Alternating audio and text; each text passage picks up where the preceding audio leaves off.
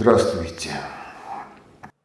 We decided to arrange the meeting in such a way that first I will address you, because to immediately answer the questions would bring a kaleidoscope of answers, and it will be difficult to put everything together from them. And if I tell you how I understand this problem, then the questions will fall on an already determined background, and then it will be possible to connect them with everything else. Unfortunately, we really do live in a very difficult time, because now sometimes we have to hear phrases like, "I am a good mother. As soon as I found out that I was pregnant, I quit drinking and smoking." Questions immediately arise. At what time of the pregnancy did you find out and then quit? At best, 2 weeks in. At worst, several months. During these 2 weeks, a neural tube managed to form, from which the entire human nervous system will then be deployed. And if these 2 weeks were against the background of the oppression of physiology by biochemical reagents alien to it, then there is no need to say that the baby will be born healthy and will live fully. I give courses in psychology, political science, and some other courses. In general, all sociology can be expanded on the basis of 2 cartoons. The first cartoon is Primordial Tale. The second cartoon is 2 Heroes. Both are on YouTube. So they showed the students the third year, this is 21 years, Primordial Tale, and then they offered to conduct a game in the audience. Choose. You are a child aged 3 to 5, or you are a dad or mom. The child's task is to ask questions about the cartoon. The task of the dad-mom is to talk about what is behind the storylines of the cartoon. In 2 groups, the game broke up, did not take place, because adults are not able to remember what kind of children they were, and those who took on the mission of dad-mom, they were also unable to comment on the cartoon in such a way as to extract the meaning from it which is really presented in the storylines. That is, the issue of conceiving, having, and raising children is very, very neglected in our country. If we talk about the multitude of all cultures that exist in society, then in relation to the future of any society, the subculture is of decisive importance, in which conception, birth, raising children, and their education takes place. The following phrase has been known since ancient times. If you want to defeat an enemy, raise his children. Without a doubt, the process of personality formation, human maturation, is a purely individual process. And it takes place, first of all, in families, and then in preschool institutions, at school, and sometimes ends at the age of somewhere around 20, sometimes ends with death at a ripe old age. What happens in this process? In order to correctly understand what is happening in this process, you need to significantly broaden your horizons. If you look at the life of mankind, at the life of each person, you can come to the conclusion that all of us and each of us individually live under the rule of objective laws of being, which can be attributed to 6 groups. The first group is general biospheric objective laws. They regulate the interrelationship of the biosphere as a holistic system with the surrounding nature, and regulate the interrelationship of biological species within the biosphere. The second group of objective laws, this is specific species objective laws. That is, in relation to humans, this is the question: how do we differ from all other biological species that are in the Earth's biosphere, and accordingly, what is our specificity? The answer to this question, in general, should have been known to everyone by the end of the 10th grade from the social science course. However, the course is demagoguery, in which there is no answer to these questions. Further, we carry culture.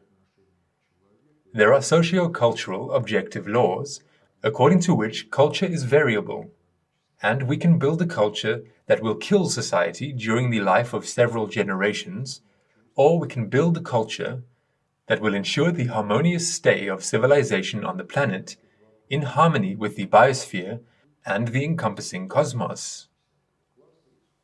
There are religious, ethical, Nravious laws that regulate the interrelationship between carriers of reason. We live in a defective culture in which ethics is believed to be arbitrary and localized within society. Although if you really look at life, ethics enters society from the outside and leaves society in the external environment, because a person as a subject influences many things that live and exist outside of human society, outside of human culture. We cannot live in a natural environment without being protected from it by the technosphere. These are our characteristics, at least at the present stage of civilization.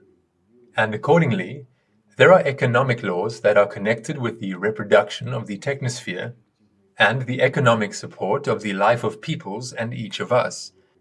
And the violation of these laws is such that it can harm humanity up to its destruction. And their observance can also ensure the harmony of development. Then it turns out that all this does not work in automatic mode, or it works in an automatic mode in such a way that the results do not suit us. And accordingly, there are objective laws of governance which also need to be known, and which ensure the governance over all processes. And the reality is such that we do not know any of this from secondary school courses and universities. To know in general is not necessary, because a person can do a lot by intuition and do it right. But nevertheless, it is better to know in order to prevent mistakes, both your own and that of others, and to avoid the damage that can and will inevitably arise as a result of errors. This is the general background against which we will talk about a human and human children. Let us look at the biosphere. What goes on within it? A mosquito larva ceases to exist as a larva. The mosquito hatches and flies. This is initially a full-fledged individual of its biological species. A fawn is born. The mother licks it. After half an hour, the fawn is able to run after mom. A person is born. We draw parallels. A newborn baby, in terms of its development, corresponds to the embryo of other monkeys at 50 to 60% of the gestation period. That is, it is not even premature. By the criteria of any monkey, this is a miscarriage. However, this is how a person is born. Why? Because we are in the lead in the biosphere of the planet in terms of the ratio of the mass of the brain of an adult to the mass of the brain of a newborn child. This ratio is the highest in the biosphere, and if we were born at the level of bodily development that is characteristic of other monkeys, or for other biological species of mammals, then the birth canal of a woman would be of such a caliber that she would hardly be able to move. And from this feature of the bodily organization of people, a lot, if not everything, in the life of our civilized society stems. First of all, it should be noted that man is a cultural species. What is culture? In the humanities, there is a lot of demagogy on this topic, but there is no direct and intelligible definition that culture is an information algorithmic system. An information algorithmic system is a set of goals and ways and means of achieving them. But culture is a product of human creativity. Let us assume a situation that as a result of the catastrophe of civilization, the old culture is almost completely zeroed out. And then what remains? Instincts remain. What are instincts? This is also an information algorithmic system. If one looks from the position of the sufficiently general theory of governance, then what is the task of the whole complex of the instinctive programs of any biological species? First of all, to ensure the reproduction of the population in a natural environment. And if we understand that the basic level is the instinctive programs of behavior, and the superstructure level is the culture that arises as a result of our creativity, then much will be clear about how relations between people develop, how to build a family, how to raise children. Because let's look at it like this. If a newborn baby, immediately after birth, is not capable of independent life, even in the aspect of independent movement, then what should be recorded in the instinctive programs? Mother needs to nurse the baby. For the first year or two, the natural place for a child is in the arms of mom. If the child is not in the arms of the mother, then what? The child screams and cries, and the screams stop only when the child is in the arms of the mother again. In this situation, can a mother do something if her hands are busy with the child? The mother can't do anything. If she can, then at best episodically. If a mother can only do this episodically, then what? Who should provide life? Dad or someone from among the adults? Accordingly, if we look at the instinctive layout of the programs of individuals of the species of Homo sapiens according to their sex, if the mother is capable of abandoning the child and not dealing with him, this is a biologically defective individual. If dad needs to serve the mother and child, he should also do it in automatic mode. Practically all peoples have such sayings as nobody is a hero in front of his wife. Then the question arises about men who are like male dogs, where the behavior is built on the principle, our business is not to give birth, mount, dismount, and run. This is also an indicator of biological defectiveness, violation of instinctive programs for the reproduction of a biological species. Further, the next question is about human genetics. The genetic mechanism of all types is also two-level, because the first level is DNA, cell nuclei, and mitochondria, and the second level is the biofield component of the genetic mechanism. Both are inherent in man, and this dual system of physical carriers, material and field, carries the genetic program for the development of the organism. Moreover, one must be aware of the fact that the genetic program for development of an organism is not autonomous.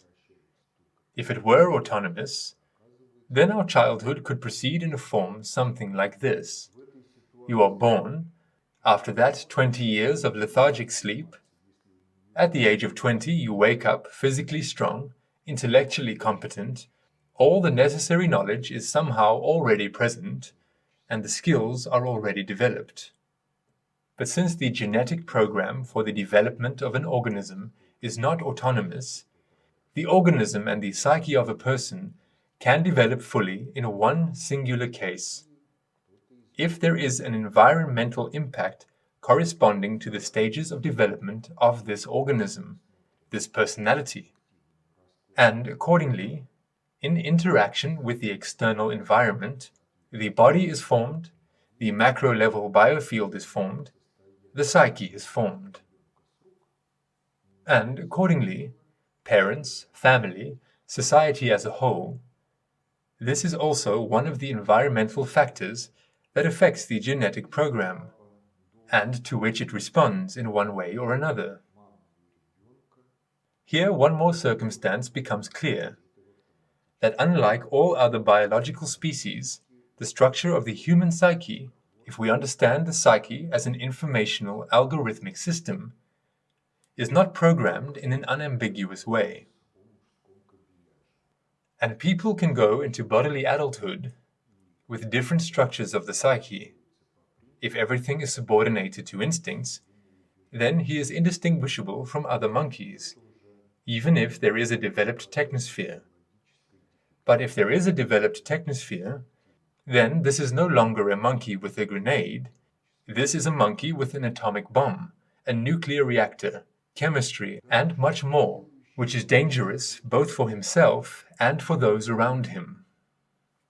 If the conflict of behavioral programs, norms of culture, and instinct is resolved in favor of the norms of culture, then this is also not a human, because several more decades will pass and computer firms will begin to produce android robots. And you will be able to understand that this is a mechanism and not a person only in situations when you open this mechanism and you see that the filling there is not the same as you know from the course of anatomy.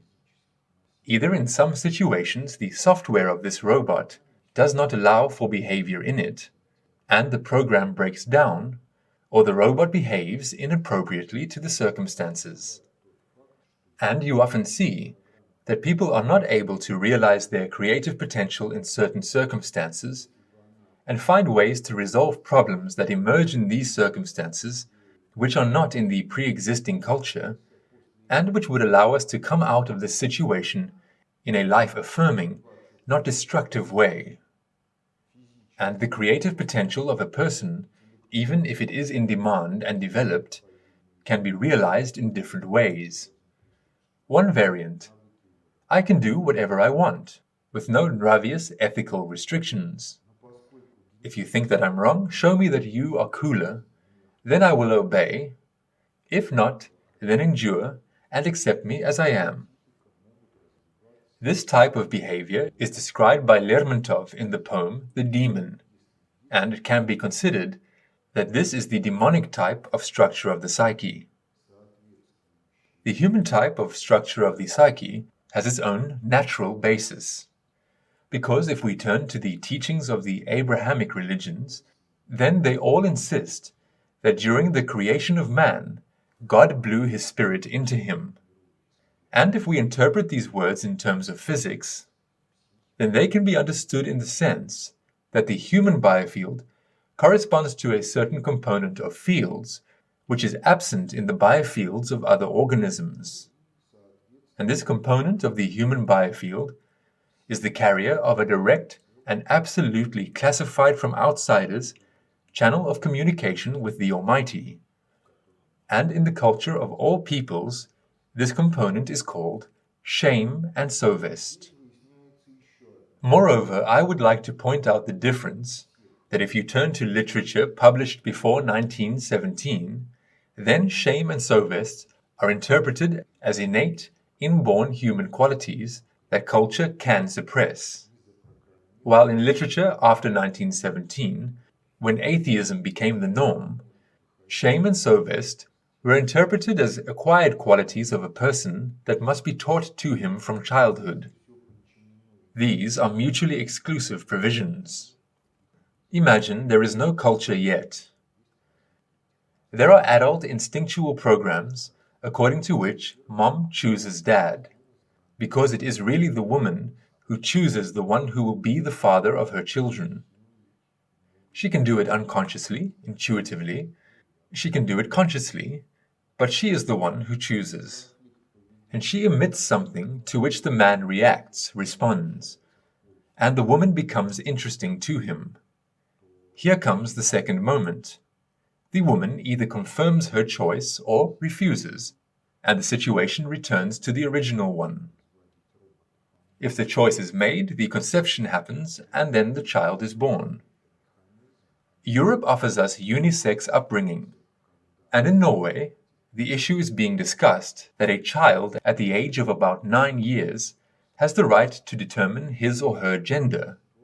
If his body does not correspond to his choice, then accordingly the surgeons should intervene in this matter and transform the girl into a pseudo-boy or the boy into a pseudo-girl. And if we turn to the genetic programs for the development of the organisms of boys and girls, it turns out that they are different, and both programs are oriented on making a fully fledged adult individual of the species Homo sapiens. We are not talking about culture yet.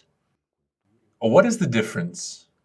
The difference, first of all, is that girls reach puberty before boys, and they are ahead of boys in bodily development. This is a reserve for the survival of a biological species in conditions when, in terms of fertility, we are far from the most advanced in the biosphere of the planet. 1 child a year, rarely 2. This is the maximum rate of reproduction of generations. Then, the question of mortality rate arises. The mortality rate of crocodiles, out of 100% hatched from an egg, 10 to 15% give offspring. The remainder die before they have time to do so. Mortality statistics in the Russian Empire. In the 19th century, among the ordinary people, where medicine was reduced to folk medicine, grandmother healers and grandfather healers, half of those born died before the age of 10.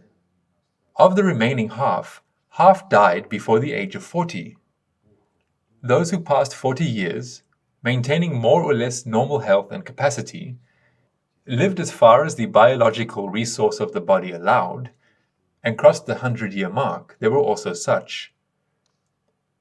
And at the age of over 100, many looked younger and were more capable than many of our 70 to 80-year-old pensioners today.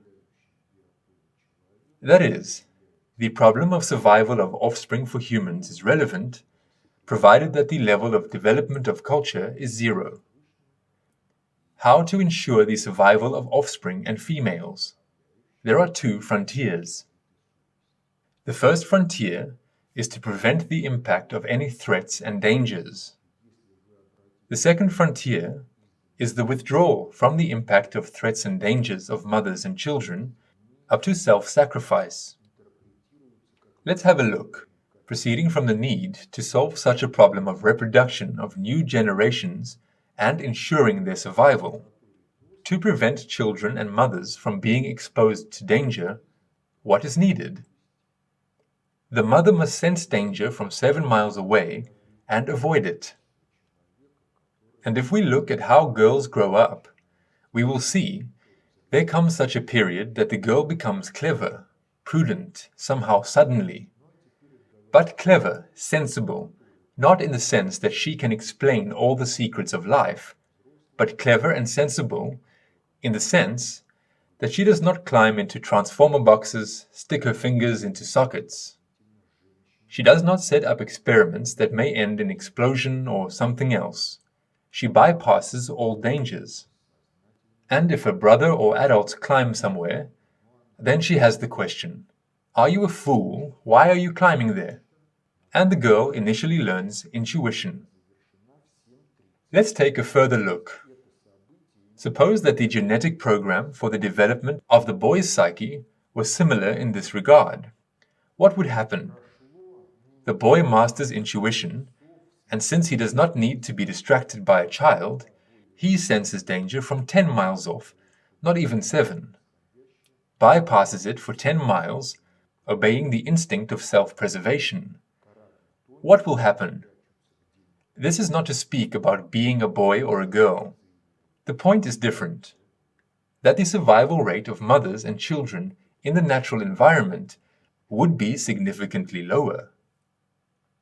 So, what is needed? It is necessary that if the intuition of the woman does not work and the mother and children are in danger, then someone can be found who could lead them out from under the impact of danger, up to self-sacrifice. Because if the population loses females, it has big reproduction problems. If males die, then in this situation polygamy is permissible, and accordingly the population can revive.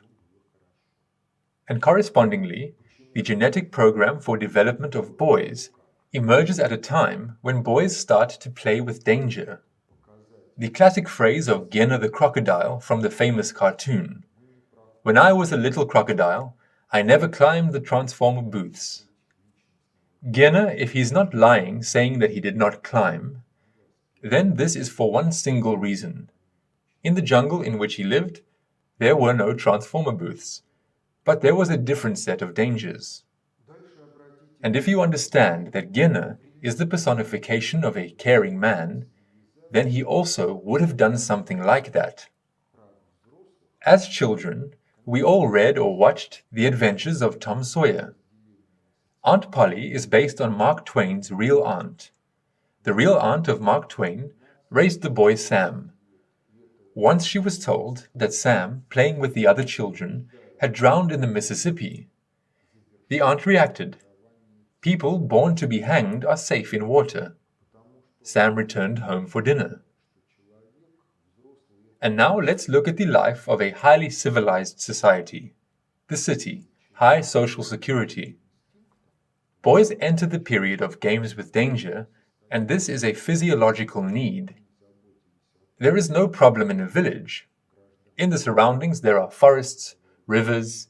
You may play as you want and you don't violate anything. The city is the comfort of adults. Boys begin to play with danger and begin to destroy the comfortable environment familiar to adults.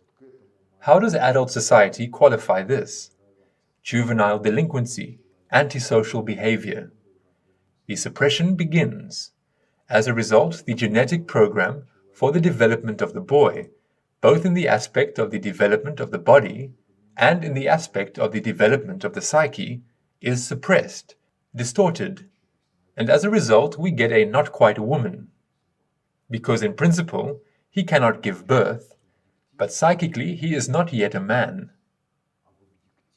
If we look back into history, it seems that many regional civilizations collapsed as a result of the fact that having provided a fairly high level of social protection in the urban environment, they suppressed the genetic program for the development of boys. As a result, the process of reproduction of the biological species in this civilization was disrupted. At some stage, descendants could not reproduce even the culture that they inherited from their ancestors. And more viable neighbors, standing at a seemingly lower level of civilizational development, came and swept away this culture. How did they try to defend themselves? Phallic cults arose in the era before Christianity, before the Abrahamic religions. That is, they tried to defend themselves with magic, not understanding the essence of the problem. What's happening in Europe now? The same. If you look online, you can find the experiment Universe 25 or Behavioral Sync. They built a paradise for mice, no dangers, always guaranteed feeding, a change of several generations, biological degeneration, cessation of reproduction of populations, and collapse. You see, the main problem of civilization is that if the psyche of adults is not human, then the mechanisms of natural selection must act and mow down the biologically defective. If we exclude the mechanisms of natural selection, then the mechanisms of biological degradation are activated, and self-destruction of civilization occurs. Therefore, if we talk about Russia's relation with the West, then there is no point in fighting the West, because 2 or 3 generations, and the West in the form in which it now exists, will not exist. The only thing that can save the West is to switch to a different culture, which would guarantee that an adult person would cease to be an ape. This is about the stages of development of boys and girls, the formation of their psyches. We live in a defective culture in which the process of formation of the personal psyche is not fully completed by either boys or girls. How is this expressed? If the girl developed correctly and to the end, she would master intellectual power, strong-willed skills, and behave adequately when faced with danger. Here is an example. 1956, North Atlantic. There is a collision of the Swedish liner Stockholm and the Italian liner Andrea Doria. The collision occurs at approximately 11:20 at night local time. The bulk of the passengers are asleep. The liner sinks after a little over 12 hours. The evacuation of passengers and personnel onto other ships that approached the crash site was completed at about 7:30 in the morning. Before leaving the liner, the emergency party bypasses the ship, and on the lower decks, which are already being filled with a mixture of water and ship's fuel oil, they find a group of women. What happens? Tantrum on the topic, "Go away, nasty, I'm naked." Let's take a look. The collision happened at 11:20. The evacuation of everyone from the ship is completed at 7:30. That is, this event takes place somewhere around 7 in the morning or a little later.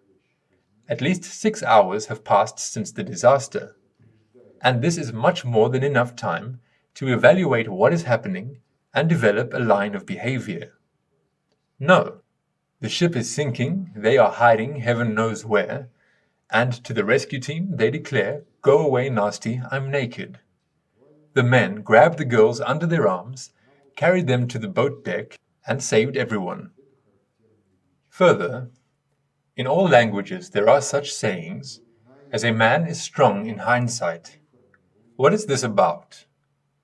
This is about the fact that when a man failed to listen to his intuition or the intuition of his life partner, he messed things up, made a real hash of things.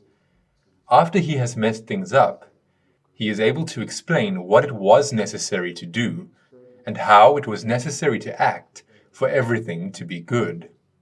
But why after the fact and not before? These are indicators of the fact that in the main statistical mass, we do not fully complete the entire path of personal development, neither in the aspect of body formation, nor in the aspect of the formation of the personal psyche. Further, note that in relic cultures and in ancient civilizations, the fullness of the rights of adults, of course with the specifics of culture for the division of social responsibilities between the sexes, came at the age of 13 or 14. And this age deliberately anticipates the age of completion of body formation. Why?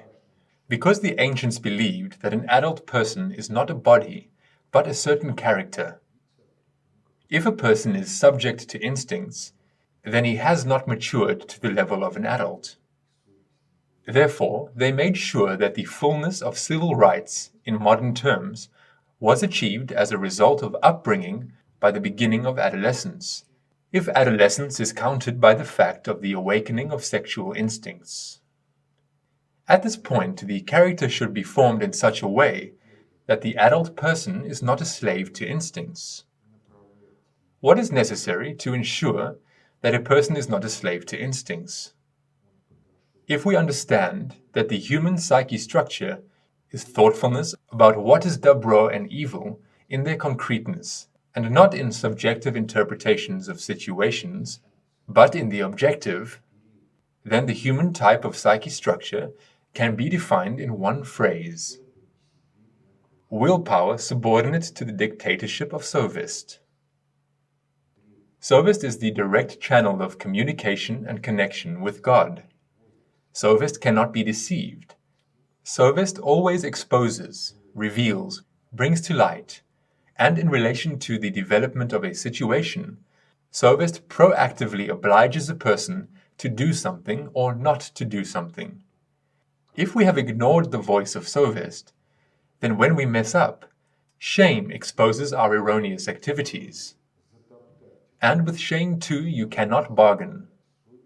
Moreover, when we talk about what shame is, then even in those cultures where the creed says that the sin of suicide is punishable by eternal hell, people unable to bear shame commit suicide. And what about us? If you ask the question, when was the last time you blushed with shame? The audience begins to reflect on the topic of when it was, and goes back to early childhood. Because upbringing in a family and school, as an organization of the educational process, are such that most exclude shame and Sovest from the algorithmics for developing a line of behavior, if not by the age of 7, then for sure by adolescence. Further, the activation of shame and Sovest is episodic in adult life, and not everyone enjoys it. That is, the culture is built in such a way that for the most part, we do not correspond to the definition of a human as a willpower subordinated to the dictatorship of Sovest. And willpower can be defined as the ability to subjugate oneself and the course of events around a conscious purpose-orientedness. Purpose orientation in this case should flow from the dictate of Sovest. That, in general, is all that can be said about the instinctive background, and that automatically existing together with a person base on which culture develops.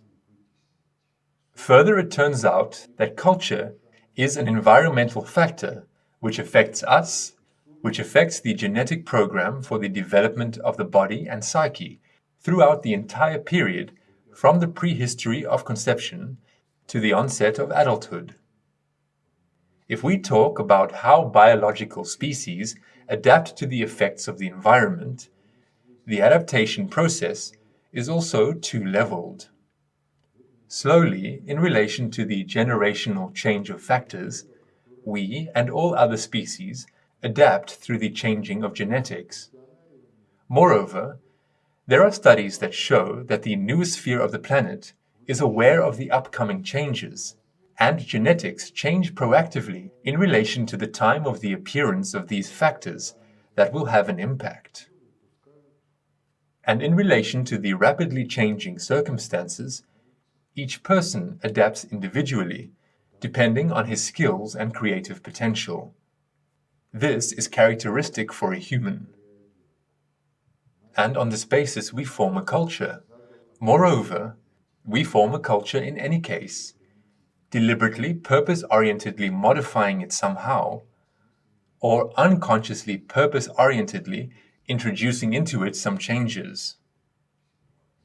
But the historical reality is such that even if we unconsciously do something purpose-orientedly, there will always be some manipulator who has a certain conception of globalization, who then begins to trim both the conscious purpose-orientedness and the unconsciously purpose-oriented actions to what he considers necessary.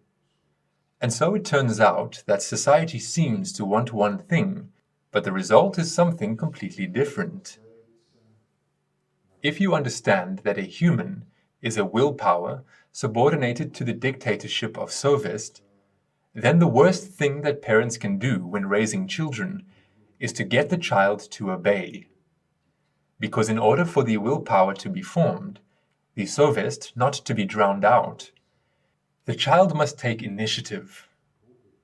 His initiative may be correct and flawless, or the child's initiative may be wrong. And the task of the parents is to support the child's initiative and direct him in a good channel so that he comes to the brink of youth having willpower and meaningful purpose-orientedness of life. In this case, there are chances that he will pass through adolescence without harming himself or others. It was the transition into adulthood in ancient cultures through initiation rites in pre-adolescence until the moment of awakening of instincts that was oriented on ensuring that the child was able to demonstrate qualities of willpower in accordance with the conceptions that developed in the given culture on how these qualities should manifest themselves in adults. If the parents succeeded in trampling the will, succeeded in trampling the Sovest, and these things are mutually connected, then the child rolls into adolescence, instincts wake up, and off he goes. If this is a girl, then she becomes a floozy. If it's a boy, then there is a high probability that he will end his life in prison. Why? Because there are herd pack instincts. The kids gather, there is strength, there is no need for intelligence. The energy is off the scale. The herd instinct becomes more active, and off we go, especially if there are girls nearby, in front of whom there is the need to show off one's coolness. And in the end, there may be a serious crime that no one wanted. And if we turn to crime statistics, children from seemingly well-to-do families are often involved in such group crimes of teenagers. He plays the piano, he is well read and so on. At home he is a good guy. He appears on the street participating in all this crime, and everyone thinks, but why would it be? And it is precisely because of these things. The parents succeeded in suppressing the initiative. They were able to oust the Sovest. Having achieved obedience, they were able to extinguish the willpower. And willpower and Sovest are the only factors that are able to prevent the activation of the instincts of herd pack behavior in an inappropriate environment. Moreover, these instincts of herd pack behavior are inherent not only in humans, they are inherent in other species. In literature, an experiment is described. A herring is a fish that cannot live alone. It always lives in schools. In the aquarium, one fish is caught from the shoal of herring. Almost all its brains are removed, not to such an extent that it dies, but that it can still live. When the wounds have healed, it is released into the school, and it is this fish who factually becomes the leader of the school, because the school reacts to who was the first to react to a change in the situation, who set the pattern of behavior. Any primitive actions are developed faster than any meaningful reaction corresponding adequately to this situation. Therefore, the more brute and idiotic, the higher the chances on the topic that this fellow will become the leader of the pack. Therefore, juvenile delinquency is generated by a family which was able to crush the willpower, initiative, Sovest, and achieved obedience. And that is about all concerning the normal upbringing of children. But we live in a time when there is such a thing as adopted children. Either foster children are taken into families from orphanages, or the family is destroyed, and the spouse and children enter into a second marriage, and problems arise. What is the essence of these problems? The essence of these problems is that we are only physically separated. If we consider the biofield interaction of people, then, due to the fact that we belong to the same biological species, there is an egregor, the collective spirit of humanity. And in this collective spirit, there are segments of peoples, segments of boys, girls, segments corresponding to each of the genders. And in fact, the adopted child belongs to his ancestral spirit biologically. His genetics are such that he is automatically attuned to it. And further, what happens is that if the adoptive parents are engaged in raising him, that is, they prepare him for adult life, delve into his problems, then in this case the child is drawn to the adoptive parents. In their biofields he is comfortable, and he begins to draw information and algorithmics of behavior from the ancestral spirit of the adoptive parents. If this does not happen, then everything that the foster family or the stranger who has come to the family is not able to give to the child, he draws from his own ancestral spirit, from his own ancestral egregor. But if a child was born into a dysfunctional family, then in his ancestral spirit, there are not many algorithmics, no goals, no information that would allow him to live happily. And then it turns out that if the adoptive parents do not cope with the upbringing of the adopted child, then a whole mess of problems arise, due to the fact that if a person lives without comprehension, lives on the basis of automatisms that are in his unconscious levels of the psyche, then the whole algorithm, which has accumulated in his ancestral spirit, works automatically. If we look at the lives of many genera, of several branches in the continuity of generations, we will see that the destinies of many descendants repeat, in some combinatorial cases, from the biography of their ancestors. Fine if it's all favorable, but if it's not all favorable, then the genus may simply disappear. Again, if we talk about raising foster children, Then there is also the cartoon, The Wolf and the Calf, which gives an example of what it's necessary to do in order that the foster children mature to the level of humans. The wolf there copes with this very task, in fact, in the most efficient way possible. Now I must say a few words about our education system. Because if in the ancient times virtually all education was an intra-family affair, now the education system is outside of the family and is engaged in both the upbringing and education of our children. First of all, the education system is anti-biological, because the genetic program of development requires movement. School cripples children, both psychically and physically, with complete immobility for 10 years. If you are interested in the medical consequences of this, read the works of Vladimir Filipovich Bazarny. Everything is detailed there.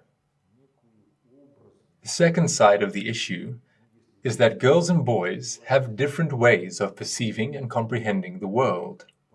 Furthermore, they are different at different age periods. And accordingly, if you want to get an effective education system, then the education of boys and girls in most subjects should take place separately. But if you build separate schools for boys and girls, you will build a wall between them, and problems will arise again in adulthood. Therefore, a number of objects of a general cultural nature on the basis of which the Nravious ethical and cultural unity of society is formed should be common, and classes of boys and classes of girls for these subjects should be brought together in one room. The second characteristic of our education. If we turn to antiquity, then Jret's education in the old days was built on a sensory, intuitive basis. Pythagoras, a philosopher and mathematician, as some sources say, did not take people into training if they did not know how to play any musical instrument. Why? Because the world is an oscillation. These are oscillatory processes. And if a person knows how to play a musical instrument, this is an indirect indicator that he perceives oscillatory processes and is able to harmoniously govern their course. If he cannot, then this does not guarantee that he does not perceive them, but the effectiveness of the training will be statistically lower, because those who do not perceive should be taught to perceive. If we talk about how the process of mastering new knowledge takes place, then let's look at the most primitive level. You are watching a video on the topic of cooking, how to cook soup. The sound can be turned off. There are familiar vegetables, fruits.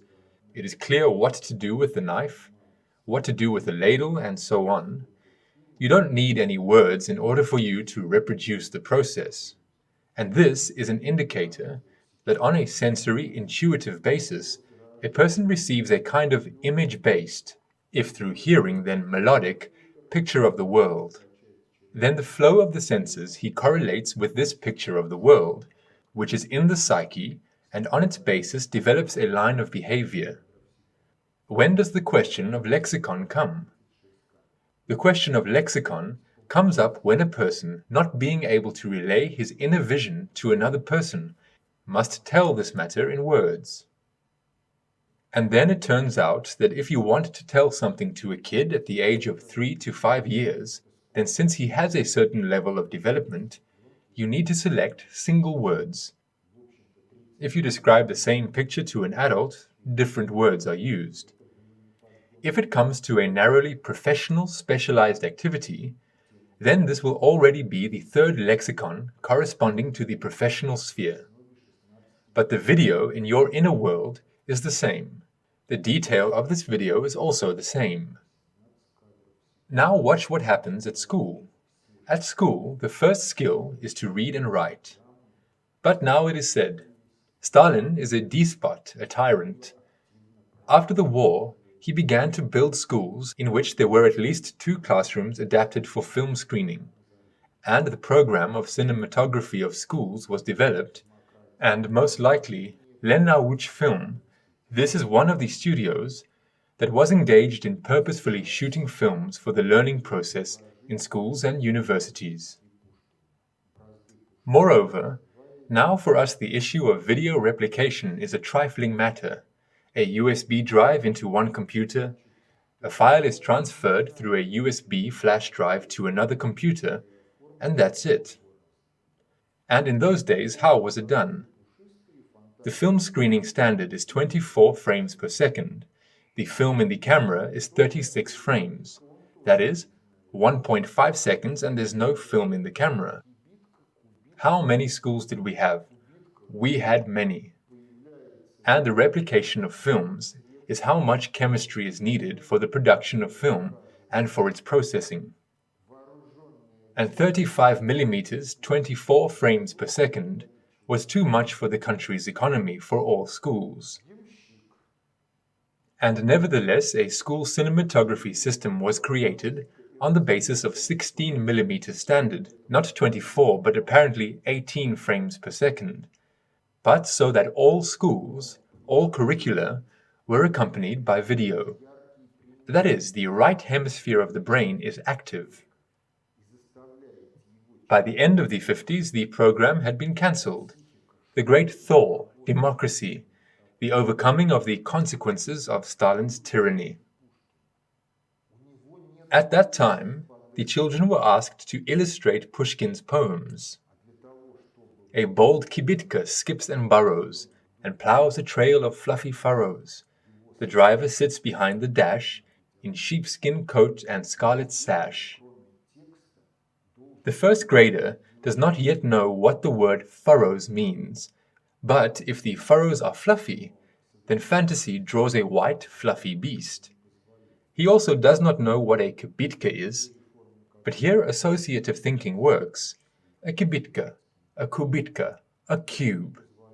A cube-shaped vehicle appears, which exerts an armed effect on these fluffy broods, as a result of which they burst.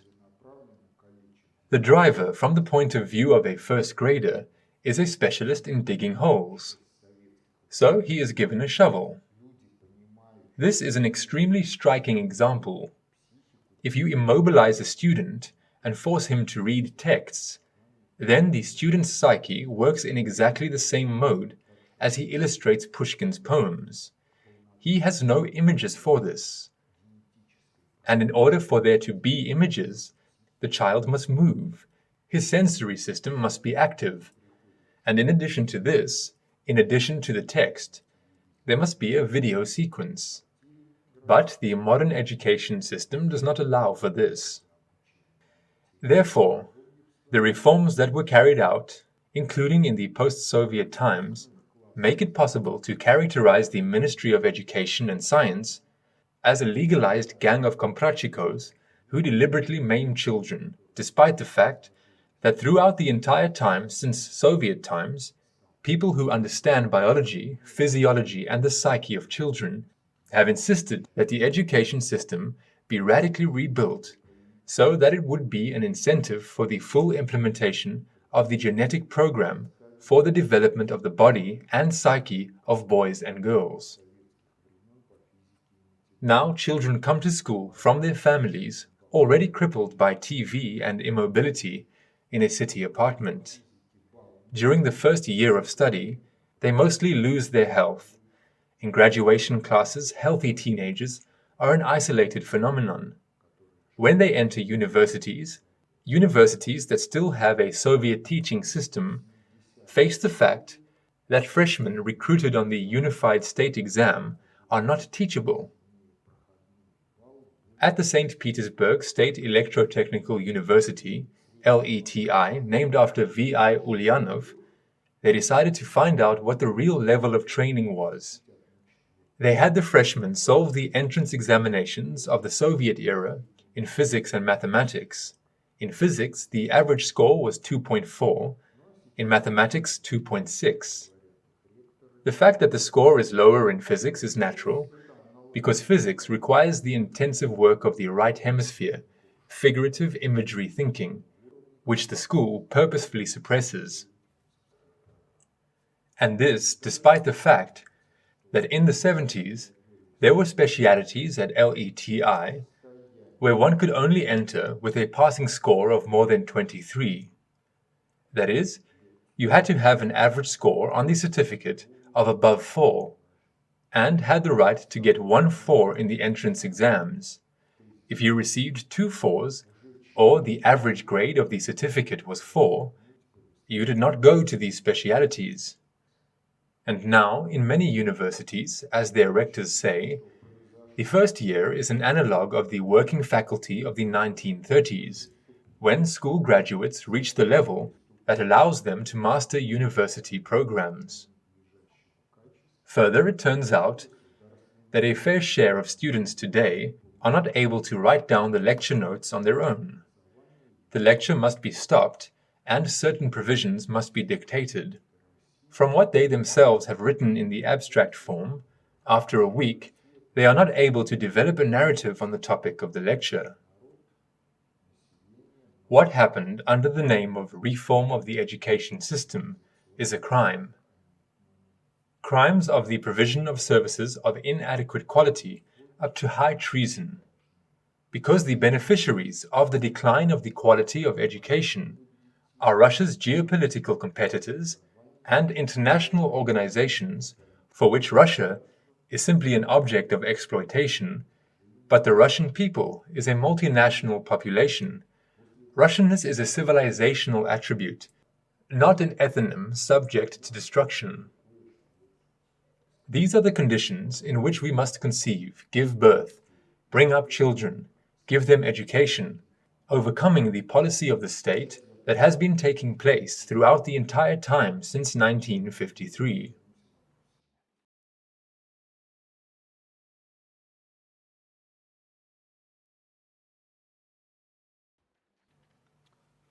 Yes, the question is big. So let's start with the fact that one must be strict in relation to oneself, first of all. Because if you show your child an example of strictness towards yourself, your skills of self-control, then he will learn them all the same. They will be natural for him, and there will be no need to be strict in relation to him, especially since the meaning of being strict is not always the correct meaning. This is one side of the question.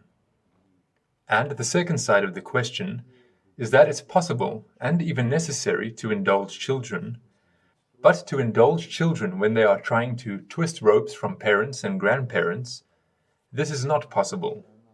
It's impossible, first of all, for the simple reason that the child's organism is not yet able to carry a fully fledged psyche. The structure of the brain, nervous system, etc., are not yet deployed, and accordingly, the child is not capable of developing fully fledged correct behavior. And in order for him to develop the correct behavior, of course it's necessary to discuss with him what is happening in real life, including in the relationship between the parents themselves. It is necessary to explain the position of the parents. And it's necessary to teach the child so that he can look at the same situation from the points of view of different people, participants in this situation. If he is able to look at them from different points of view, then it's easier for him not only to develop his own line of behavior in this situation, but to correctly fulfill the task of governance over the situation as a whole. Many things are not resolved at the level of my behavior in this situation. These things are resolved at the level of my governance over the situation as a whole. There is one more such feature. Much of what is happening in our country is determined by the saying, if little Ivan didn't learn, then big Ivan will never learn. And this applies, first of all, to those human capabilities that are realized if they are in demand for development. If they are not in demand for development, then the genetic program is worked out to a minimum, and they remain not in demand. One of these human capabilities is what can be called holographic vision. What is holographic vision? In its most primitive form, it is known to all engineers. Our drafting represents an object in 3 projections, which is accompanied by a whole bunch of cuts and views of the object from some other angles, or cuts along some cunning sections. That is, it is possible to look at the glass from all angles at once, from the point of view of those who are sitting in the hall, from the point of view of the one who holds it in his hands, and from the point of view of some kind of microbe that is somewhere floating. This possibility also exists, and it allows us to govern many situations differently from the way we govern. But everything must be claimed in a timely manner and developed and used as needed. There is, by the way, the teaching that the soul chooses its parents before incarnation. Whether this is so or not, I cannot say, but there is such a point of view. That is, the soul deliberately trusted you by agreeing to incarnate and grow with you. And this trust cannot be broken. Look at many more photos. The art of photography is to press a button at a certain moment, because if you press the button earlier or later, then the masterpiece of photography will not work. And in this respect, photographs of many babies are interesting, because in their eyes the photograph captured the wisdom that age does not carry, but it is there in the baby. And this wisdom must be allowed to manifest itself. The task of the parents is not to pull the ears and press the child according to their ideas of how to live, but to help him implement the genetic program of development in full, completely. Since this program is from God, it cannot be defective. But if parents try to stand between God and the child, then, in the most difficult cases, they will die prematurely, and the child will be raised by someone else, in a better way than they.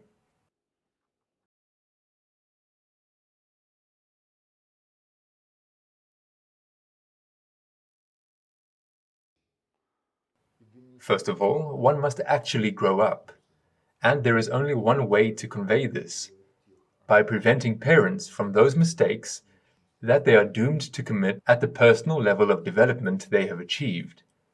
Sooner or later, this will be noticed and recognized precisely in the capacity that the child has matured and can be trusted.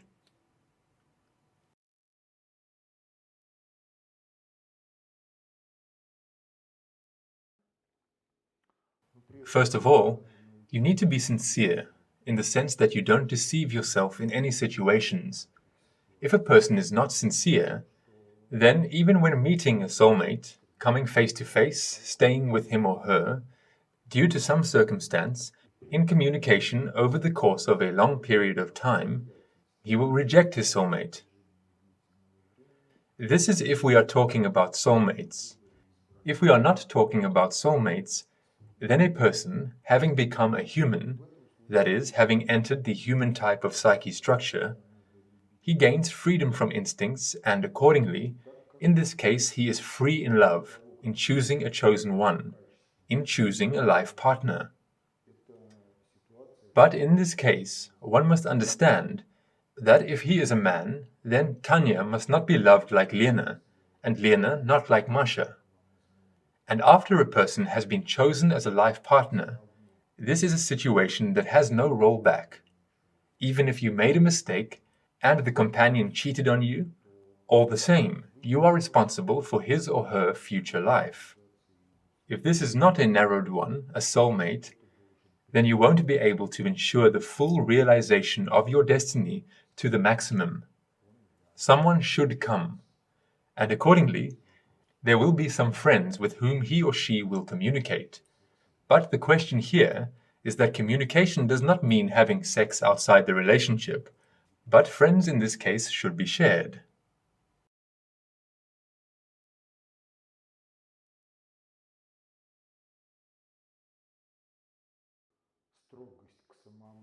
First of all, patience, and secondly, an understanding of their problems, help in solving them, strictness towards oneself and not towards them, and further on along the plot of the cartoon The Wolf and the Calf.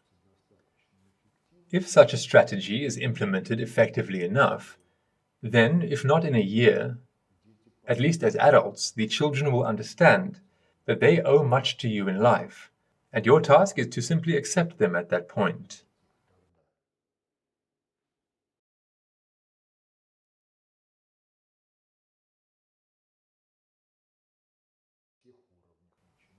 including the judicial procedure against representatives of the educational system at all levels, starting from the Ministry of Education and Science. The prosecutor's office, the investigative committee, the FSB should not sit back, because what is happening in the education system is a multitude of crimes, and bureaucrats are incapable of establishing proper order in the education system independently of their own initiative. Only under external pressure, and only in the process of the apparatus of power losing its bureaucracy.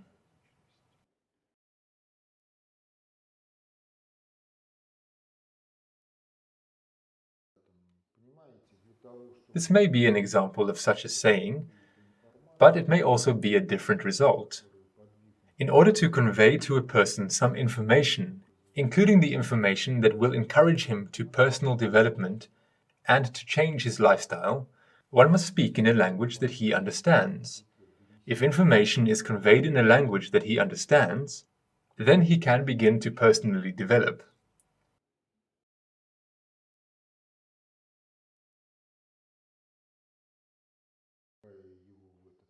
To clean up the toys with him, involving him in this process by personal example, and at the same time without scattering his belongings, because children are our mirror.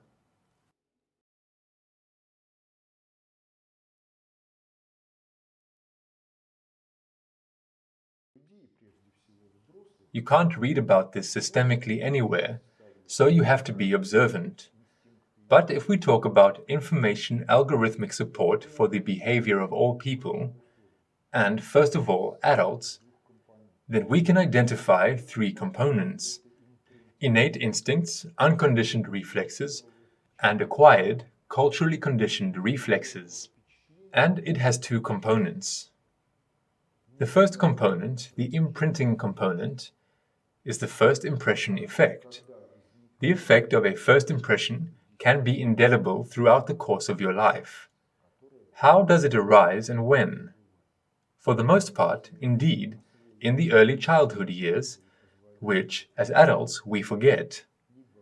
But if you master the psychotechniques that allow you to remember this matter, or under regressive hypnosis, you can learn that much of what is characteristic of adults was in passing incorporated into the imprinting component of the psyche when they were early children. The main responsibility of parents is not to frighten children, because nothing suppresses personal development like fears. And in this respect, by the way, the biblical stories and the Quranic stories are very indicative, because the biblical commandments begin with one, and the Quranic version begins with Moses' proposal, "Do not be afraid." That is, the first commandment is "Do not be afraid," and the commandment of love is only the second, because the absence of fears only creates the preconditions for further development. But these prerequisites can be realized in two ways. Either a person goes into love or into permissiveness. And the task of the development of children is precisely that children go into love and not into permissiveness. But in order for them to go into love, they should first of all not be afraid of their parents.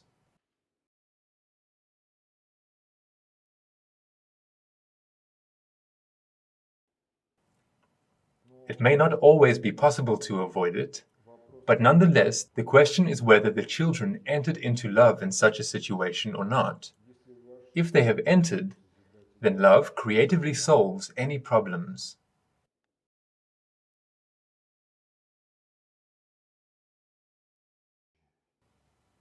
To arrange according to love. What is the difference? Confessions are always ritualistic. They are limited. Love can be expressed within a confession, but love is broader than confessional restrictions. Therefore, if the husband loves, and she is a Muslim, that is, ritually impeccable, then there should be no problems precisely because love is free and is not limited by confessional norms, which are always, to one degree or another, of a zombifying nature.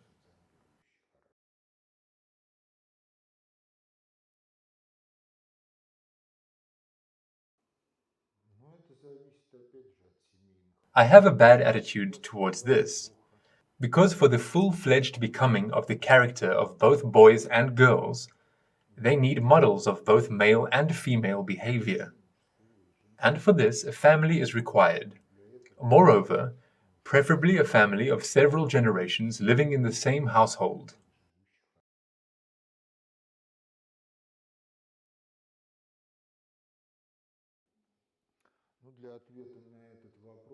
To answer this question, again in the specifics of the circumstances, you need to find your own Sovest, to subordinate it to your intellect and senses. Then everything will fall into its own place. Upbringing is creativity. There are some general principles that follow from the fact that a person is a person, not a chimpanzee or a gorilla, and there is a genetic program for development. But the specifics are always their own. Because the prehistory of conception is different, the ancestral spiritual heritage is different for everyone, and destiny has some specifically unique component of all, and it must be realized. There can be no templates here, and creativity is always free. Moreover, in the Russian word freedom is an abbreviation, God-given guidance by Sovest. Therefore, in the Russian language, there are two words, freedom and permissiveness, and they clearly demarcate one and the other phenomenon.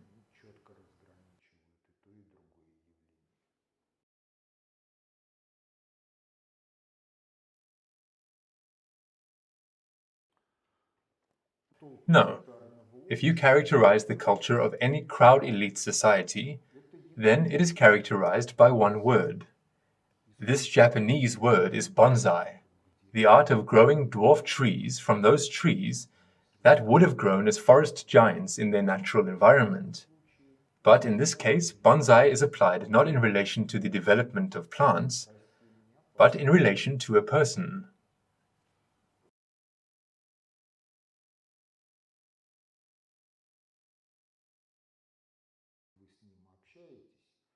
By and large, the child comes into the world carrying everything he needs, and he feels this very thing, and distinction for him is much more frequent than every day.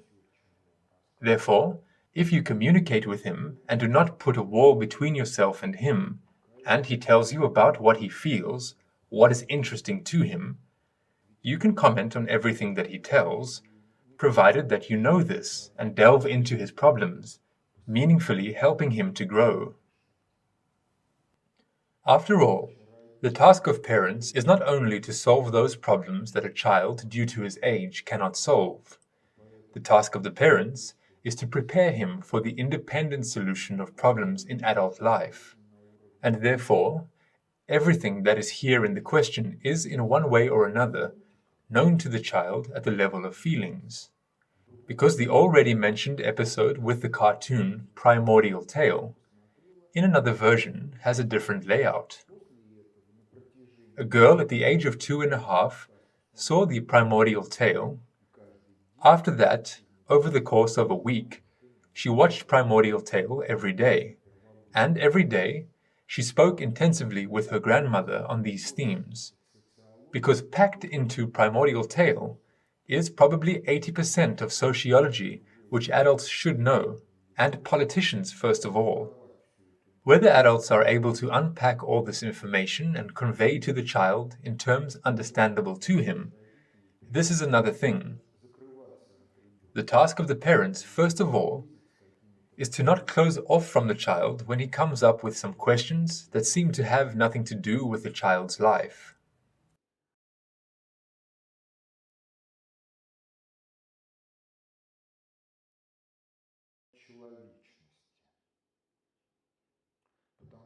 Prevention of pregnancy is not from humanness, because if people have reached the human type of psyche structure, then they go beyond the objective laws of the fauna.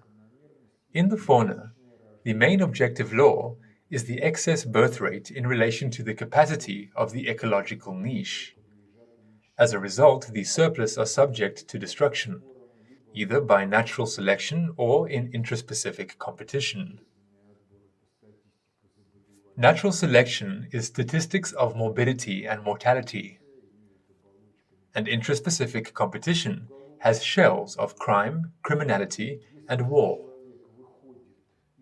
If a person gets out of the faunal laws, then the conception of a child is a sacred act of conceiving the successor of God on earth. Parents should prepare for this, both physiologically and psychologically. But with the human type of psyche structure, a person is emotionally self-sufficient, and the problematics of the frequency of sex ceases to put pressure on the psyche. He is not dependent on it. His physiology and emotions do not depend on the frequency of sex. Accordingly, if there is a dependence on the frequency of sex, then a condom appears as a factor in the prevention of unwanted pregnancies. But this is not a human way of life.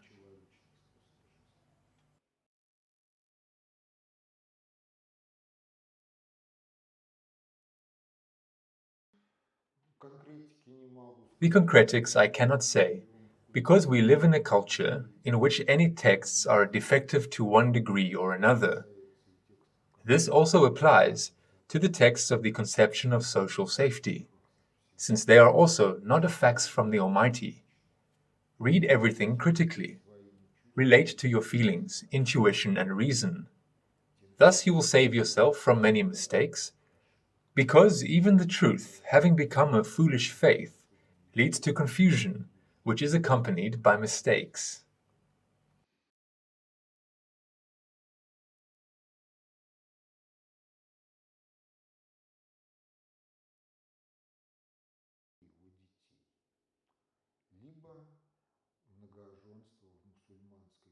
If we talk about telegony, then it is mainly manifested in children through women. The Quran does not offer many husbands to women. That is, a man, in accordance with the Quranic doctrine, has the right to live with 4 wives. These wives are the mothers of his children.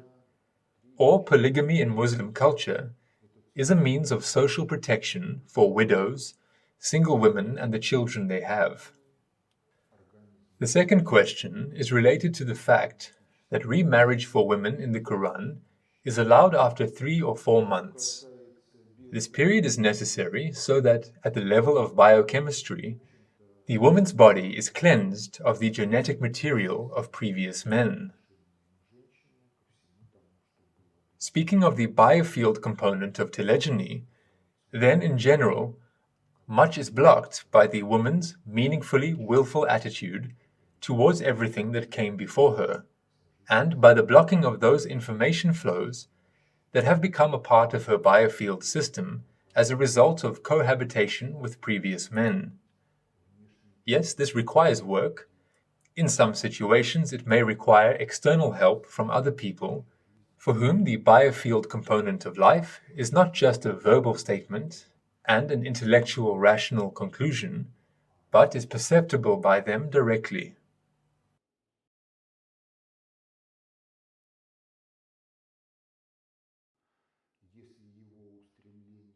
There are no general recipes. It is necessary to enter the circle of interests that are inherent in man. If his aspirations lead somewhere to a dead end, to a catastrophe, then there is always an opportunity to show and explain why these interests are a dead end, catastrophic. And then a lot still comes from senses. If a person does not sense the dead end of life in a city, the dead end of a megapolis civilization, its suicidal nature, one should help him to sense this. But this is again specific.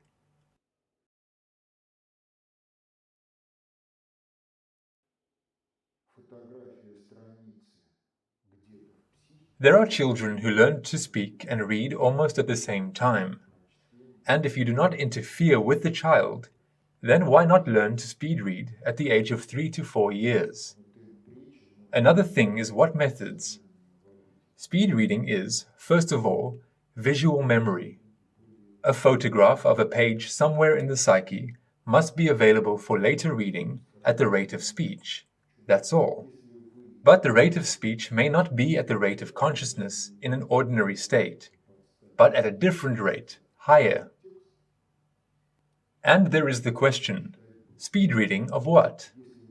If you have a video sequence, an image figurative base in order to substitute it for subtext, then you can read quickly. If you are faced with a text in which you need to think about new images, yes, you can take a picture of the text, but how long will you think about it? For example, I read a mathematical text at the rate of 2 pages a day without doing anything else, because it was impossible to comprehend these abstractions.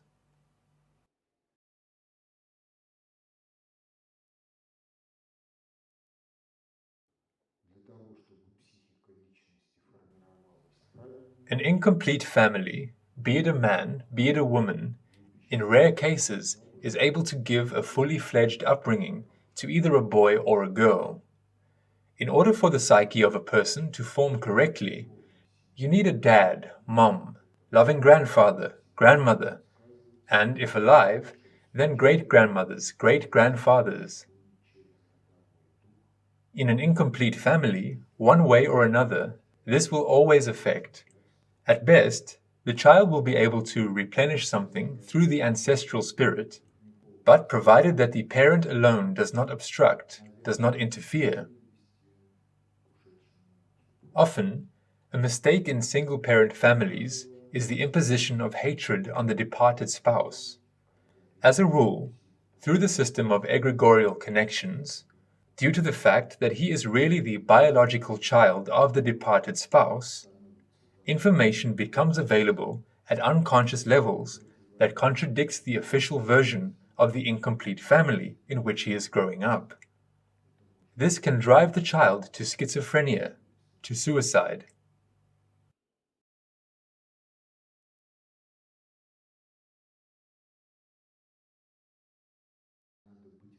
First of all, there should be no zombies who stupidly mill at a certain program. You need to feel the child. You need to feel the situation. You need to be attentive to the child and situations, to treat it intelligently. If you have not extinguished your intuition, then you will see the future depending on what variant the child or you offer to resolve the situation. And accordingly, if you encourage initiative without clouding the Sovest, looking at the situation from the point of view of different participants, you can bring the child to the fact that he will feel himself in the situation, evaluate it correctly, and develop independently the line of behavior that is necessary. Pay attention. In children's games, very often there is some kind of antagonistic character. Baba Yaga, the serpent Garinich, Kashay the immortal, or someone else, some kind of embodied evil.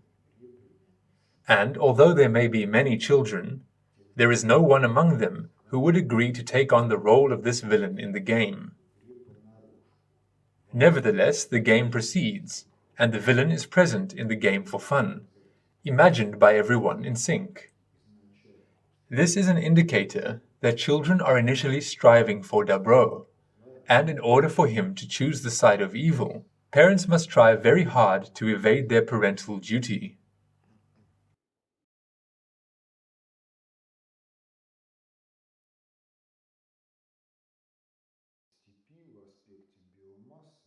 This question is rather complicated in what aspect? In the aspect of history. Because if we talk about ethnogenesis and its initial stages and the formation of culture, then the forest environment is natural. It conditions a compact communal way of living and managing the household. This corresponds to the landscape of most of the territory of Russia. If we talk about the steppe, then the productivity of the steppe in terms of biomass produced by it is such that it turns out to be wealthy in the early stages of the family lifestyle and a nomadic lifestyle based on grazing. Accordingly, there is a different direction in the development of culture, a different ethics, a different development of civilization as a whole, and some kind of dead end, because the craft is not feasible on the basis of nomadism. If we talk about a sedentary civilization that develops from village life, then the city appears, first as the marketplace, then as the place of concentration of industry and crafts. If there is not enough intelligence to turn off the technospheric path of development and abandon the liberal market model, then this is the death of civilization.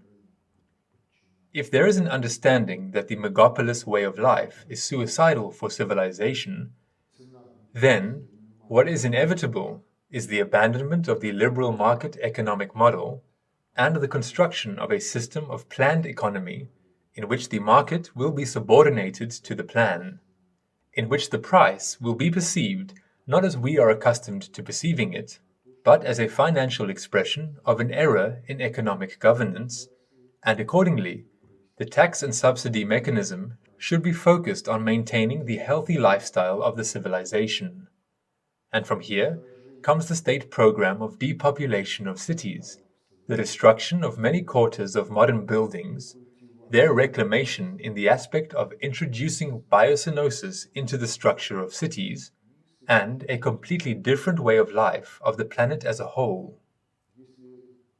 If you don't like this variant, then there will be an ecological suicide or a military suicide of a civilization to whom it was given to come to humanness, but which for various reasons refused this possibility.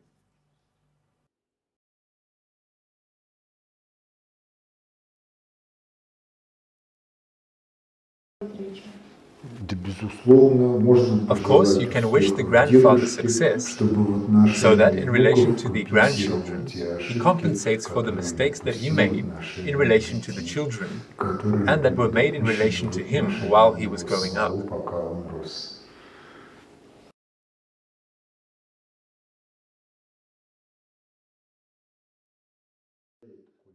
The computer acts in this case as a tool for parents to avoid parental duty. After all, many things are related to the human biology. Human biology is such that in order for a computer to be useful in adulthood, a person must fully form biologically. A person is biologically fully formed in motion. Brain structures develop when fine motor skills work. If you give a 3-year-old child a tablet, a computer, leave him alone with a TV, then he stupidly sits and watches, fine motor skills are not in demand, the structure of the brain does not develop, he grows up and becomes an appendage to a gadget. That's it. Fine motor skills develop in different ways. Sculpting, applique, drawing. The primitive game of spillikins seems to be a silly game. But if you empty a box of matches on a chair, and then start pulling out one match at a time from this pile, using your fingers and previously taken out matches, try to see how this matter looks. But this is fine motor skills. This is firmness of movement and all of that. The development of fine motor skills is the development of brain structures.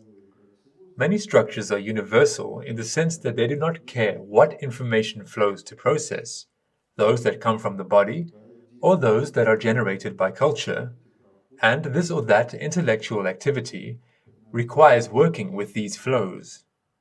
But if these structures are not developed, there is nothing with which to think. And structures develop precisely in movement, in fine motor skills. Then there is another topic that has remained outside of what I've been talking about. This is what can be called species grace. In all biological species is a genetically inherent, determined species grace. Species grace biomechanically manifests itself in the fact that a wave of motor activity runs throughout the body. If the species grace is violated, then the arms move by themselves, the legs move by themselves, the wave does not flow. Species grace is connected with the psyche in what way? Any glitch in the psyche is expressed in a violation of species grace. The return of a person to species grace reveals glitches in the psyche.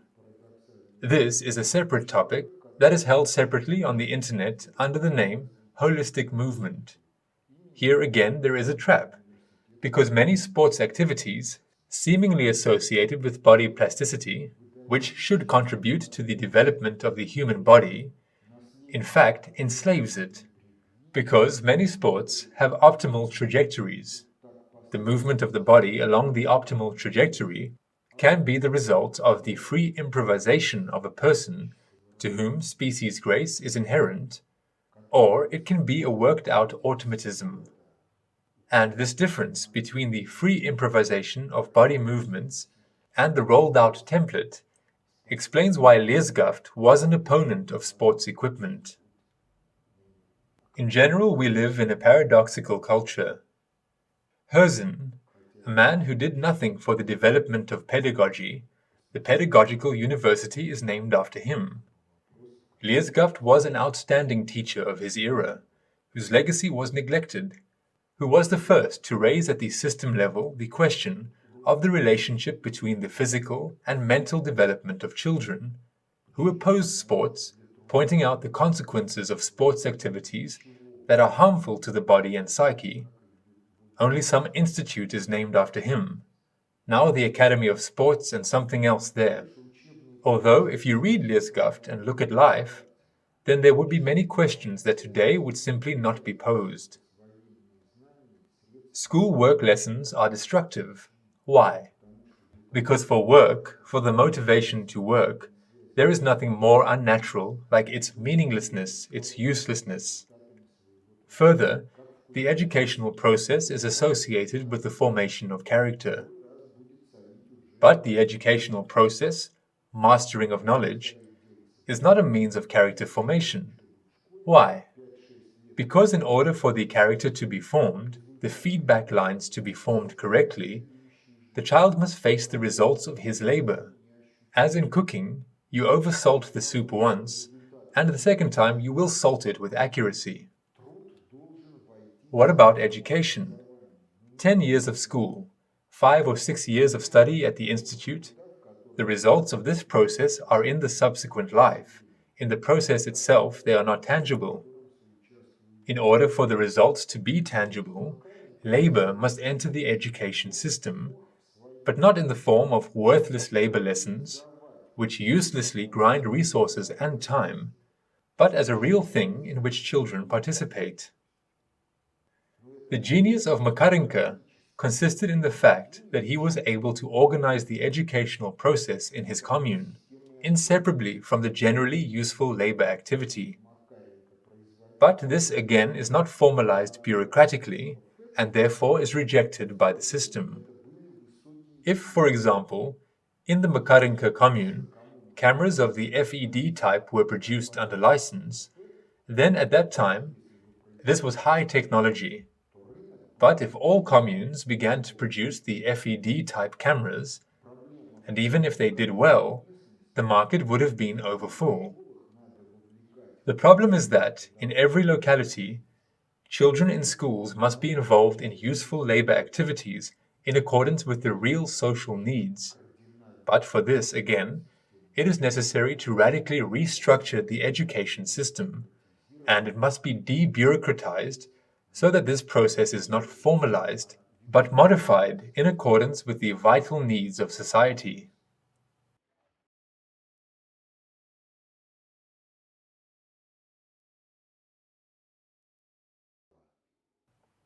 The game originally arose as an imitation by children of adult labor and, in general, the life of adults.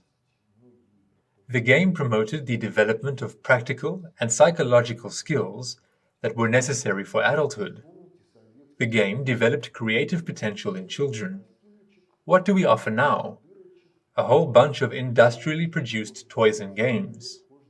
It is entertaining, that is, it is a pastime after some work activity. So to say, many games in the form in which they are now imposed on children are simply destructive. Remember the Soviet constructor set. There were many, many different records, full of holes, screws, nuts. If you wanted, you could make an airplane. If you wanted, you could make a steamer. What is on offer now? In the best case, a model in which you have to glue something, but this is a dead end, a perversion of the game. And to be a genius organizer of games, unfortunately, teachers are not taught this. Moreover, for a child, the game is in fact, and not an imitation when the game turns into reality. And now pedagogy offers quests, role-playing games. These are imitation. Some skills can be developed in them, but the task is for the skills to accompany the character. Character is based on the type of structure of the psyche. If the type of structure of the psyche is a skeleton, then the character is the flesh, the shell on this very skeleton.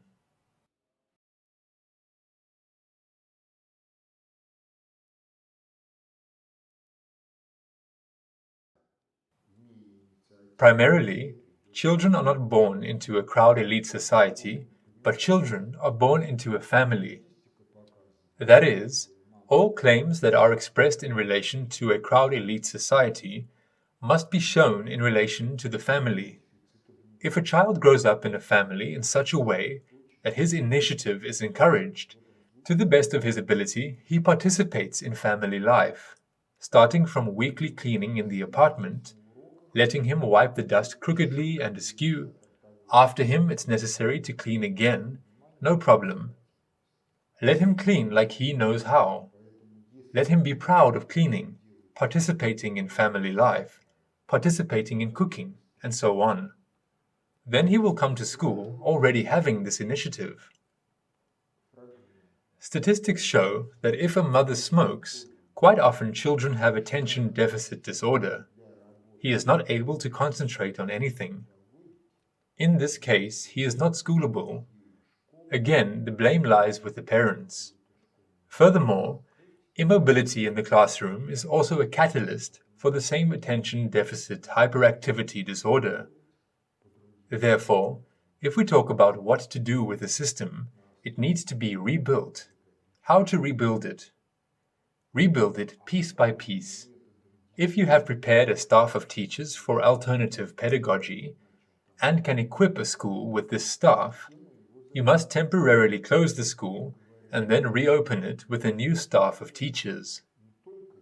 And the school must start working according to different educational standards based on different pedagogical practices. But amorphously, by the method of diffusion.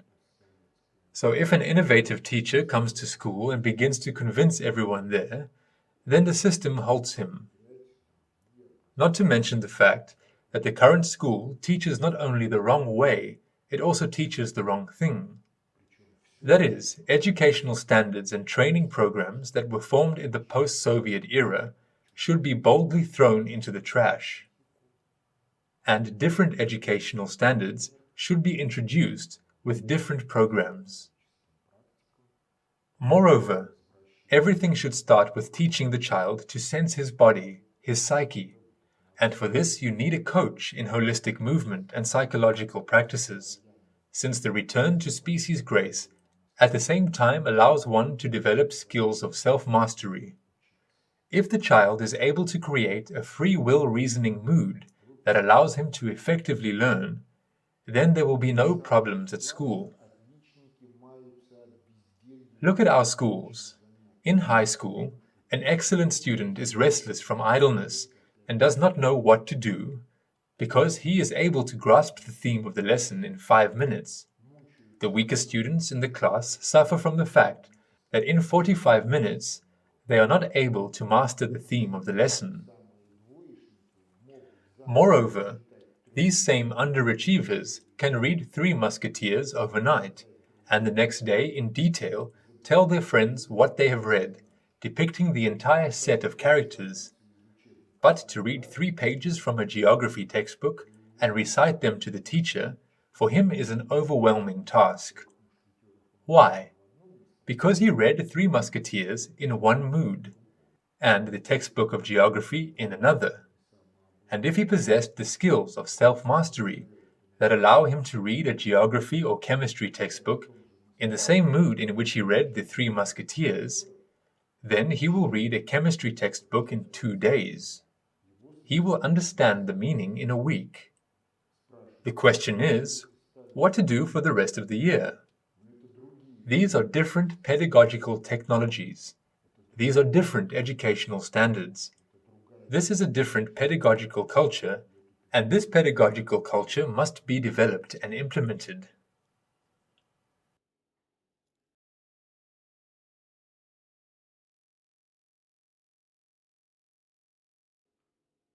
There is such an opinion. In particular, representatives of the Vsya Svetnaya Gramota, the All-World Literacy Association, they believe that by the age of 7, a child should know sociology. That is, mastering the conception in grade 8 or later may even be somewhat belated. But to give a child in grade 8 dead water or the sufficiently general theory of governance, this is equivalent to bringing someone up to a fence 2 meters high and saying, "Jump it without a run-up." Another thing is that if you yourself understand this matter, then you're able to convey a lot of what is said in the conception of social safety to him on the basis of the already mentioned cartoon, Primordial Tale, at the age of 5 years.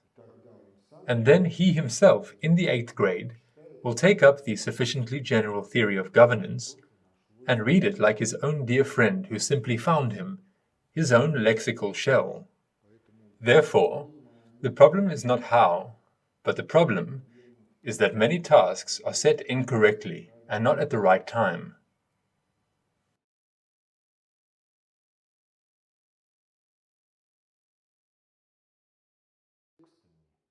Well, what does the Russian Orthodox Church have to do with it? In general, the question is, what did the parents do before grade 10?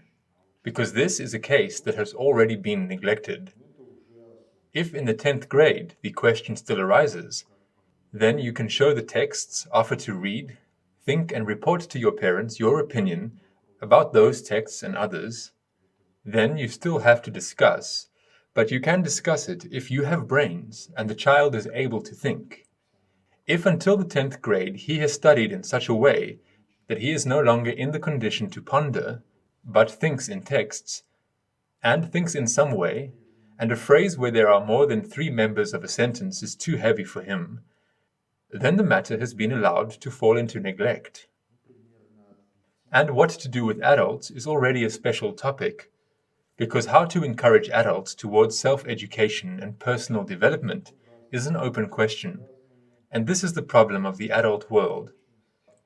If we talk about the types of structure of the psyche, then their entire nomenclature is the result of a stop in personal development at certain stages of the genetic program. If everything is, as before, in the instincts, this is the level of up to 5 years. Zombies from about 5 to 13, 14. Demon, in different versions and different ways, when we test the world for strength, from 7 to 18. A human, if everything is correct, then from the moment he begins to talk about himself in the first person. Pay attention. Many children, when they start talking, talk about themselves in the third person. The child wants, or calling himself by his own name. But also he wants or she wants. Why? Because the soul still thinks in categories there from eternity. It has not yet been identified with the body. As the body is identified, from that moment there is I. And from this moment of I up to adulthood, one must still take care that the child becomes a human by a certain age and does not get stuck in those stages of development of the organism which are characterized by subordination to the innate component, information algorithmic support, culturally determined standards of behavior, self-inventions when a child tests the world and his parents for strength. And then he comes to the idea that all the same we must live in harmony. And since harmony is limitless, and the possibilities to test it for strength are always limited, the limitlessness always wins.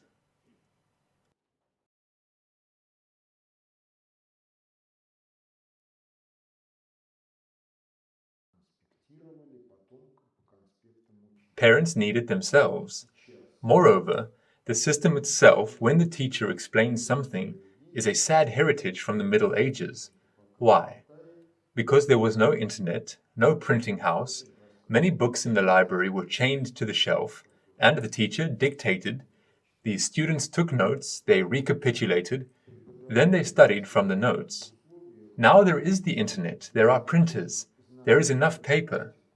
Why recite the content of those books that a person is able to read himself?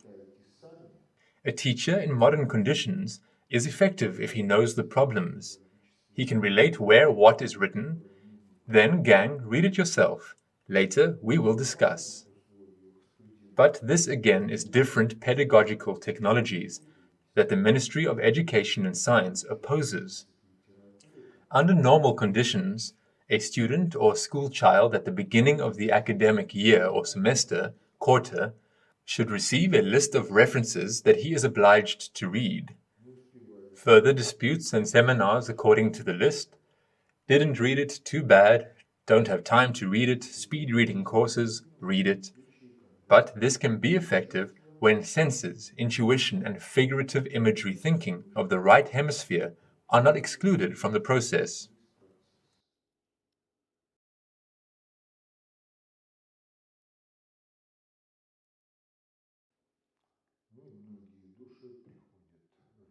Life should also teach something to parents. Many souls come into the world to be a visual aid for others. Humanity is one in the whole series of generations. Therefore, the question is not in the innocence of the soul, and not in the results of incarnation, but in the fact that everyone should realize themselves in the quality of humans.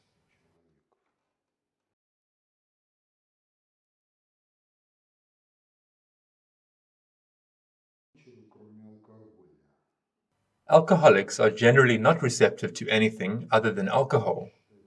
Therefore, such people, unfortunately, will have to be considered in most cases removed from life. In some quantities, they can be used as a visual aid on the theme that one should not live like this, and that sobriety is the norm of life, otherwise this is how it is.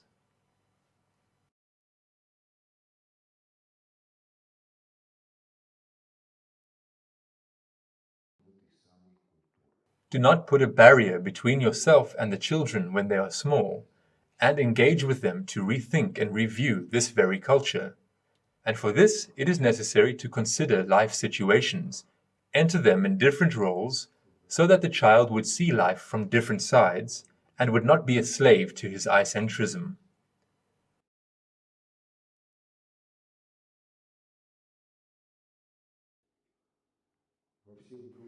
It does, but here again the situation is such that there are no universal recipes. Because firstly, there is genetics, and if, for example, the traditions of a people for centuries were based on the fact that their way of life was cattle breeding, meat eating is the norm, then genetics have adjusted to this matter. In all other cases, except for genetics, there is a certain correspondence between physiology and psychology. Therefore, you should not strive to show yourself what is not a human, you should be attentive to yourself. But the fact that humans are not biologically a predator is a fact. Yes, we are omnivorous, but omnivorousness is an additional means of survival in a catastrophe. Anatomically, we are vegetarians. Physiologically, our natural foods, these are all sorts of herbs, fruits, vegetables, nuts, cereals.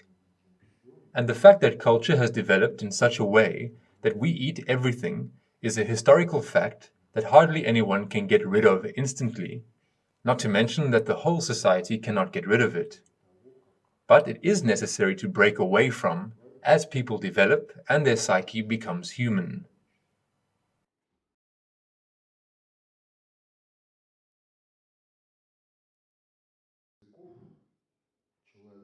A beneficial one, because the more languages a person perceives as his own, the richer his thinking, the clearer other cultures are.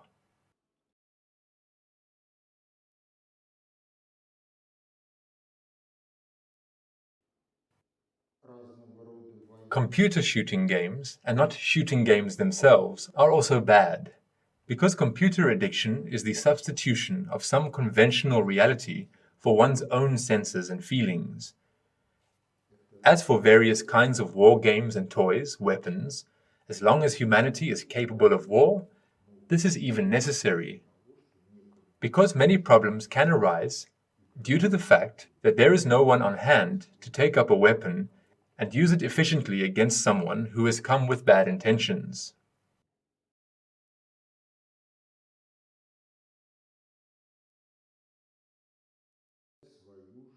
The criterion is 1. Sovest, and how to change. Rethink and review your life. If we are faced with some consequences of our unprevious actions, then we can get to the essence of those decisions that entailed these consequences. But there is no need to stop there. We need to get to the essence of those Nravious standards that formed the basis for the development of that unprevious decision. Because in the psyche of a person, in all information processes that take place in it, our Nravious standards are analogous to conditional jump operators in all algorithms. If Nravious standards change, the entire algorithmics of the psyche changes.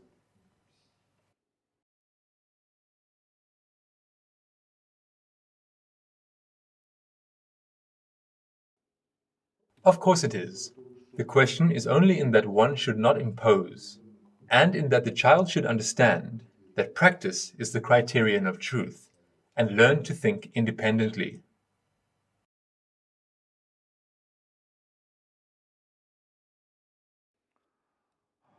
This is again a question about who is included in this very common sauna. If humans enter, then they came there to wash. If it's not humans that enter, then some other interests, some other motives may arise, and this may have a corrupting effect on the child. If there is no readiness of a man and a woman for the sacred act of conceiving the successor of God on earth, then the instincts connected with this and all the physiological programs for governing over the physiology of the body, be it a man or a woman, should be dormant. Therefore, if humans have come to the common sauna, they have come there to wash, and it's safe for both children and adults.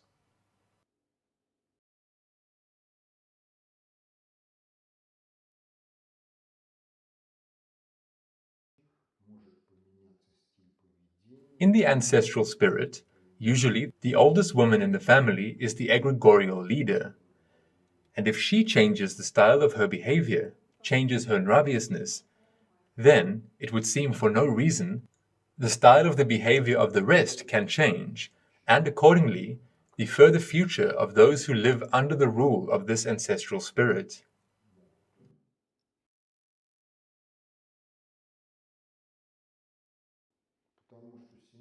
They can.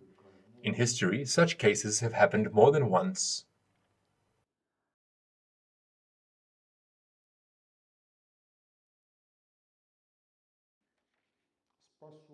They are capable, because family life is only one of the many facets of life.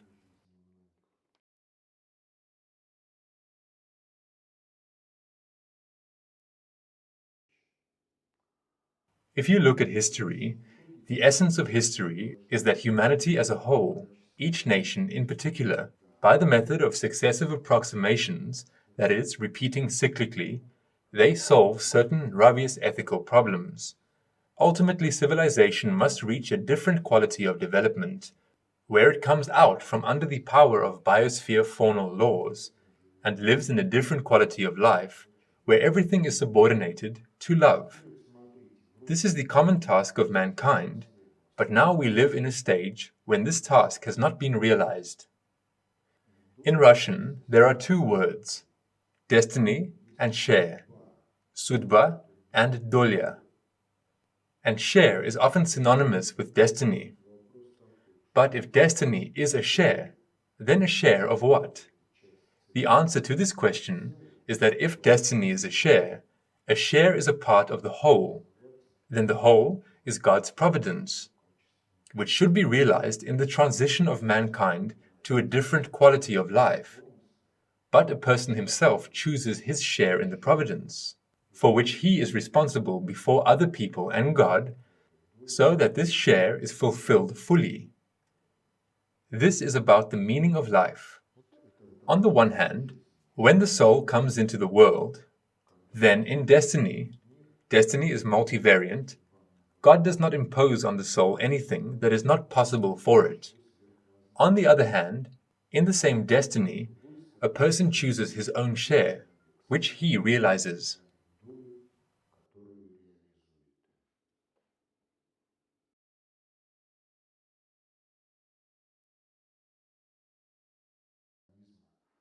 Everything is important to consider before conception, and the body must be brought into conformity, that is, it must be cleansed of all debris.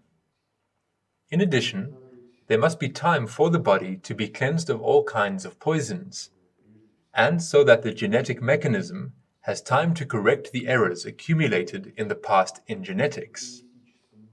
There must be psychological preparation, which, first of all, includes Nravious aspects. In the atheistic worldview, the birth of a crown prince with hemophilia is an accident without cause. In the religious sense, this is a retribution for the fact that conception took place against the background of Russia's preparation for the Russian-Japanese War under the slogan, "We need a small victorious war in order to avoid a revolution." If conception had taken place against the background of the attempt at implementation of some kind of conceptual reform in order to avoid a revolutionary war, the crown prince would have been born healthy.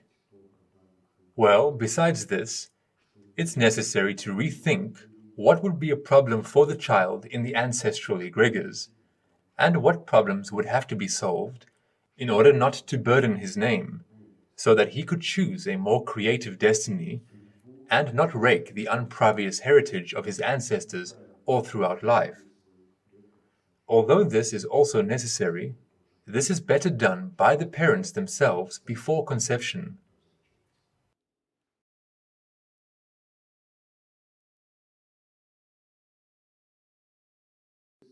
First, there is a genetic potential all the same. Everyone has his own. In order to understand what needs to be mastered, the child does not need to be puffed up. He must think, and his thoughts must be subject to Sovest. Then he himself will understand what he needs. Moreover, he can understand. If he does not understand, he can sense it very early, and even without understanding the consequences, he will do everything through his senses, intuitively, so that this genetic potential is realized. But if, for example, his genetic potential is to do something in science, technology, art, and his parents believe that he should do figure skating and music, then there is no need to put pressure on the child's psyche. Let the child develop in his own interests. And if these interests are not a possession on the topic, "I want to become a professional alcoholic," then such interests should be encouraged. And if there are any possessions, then the child must be protected. Love is completely sufficient in order to simply, at the level of emotions formed by adults, protect the child from possessions. The energy power, including in the aspect of the biofield of an adult organism, is greater than the power of a child. If an adult is able to master his mood, then a child entering his biofield, one way or another, attunes to the mood of the adult. If the mood of the adult is adequate and ensures the previous functional operability, then there will be no problems with the child, even at the age when he enters into games with dangers which are genuinely necessary for boys for the formation of character. They get up to mischief, they don't injure anyone, they develop the skills of self-mastery and foresight, and everything will be fine.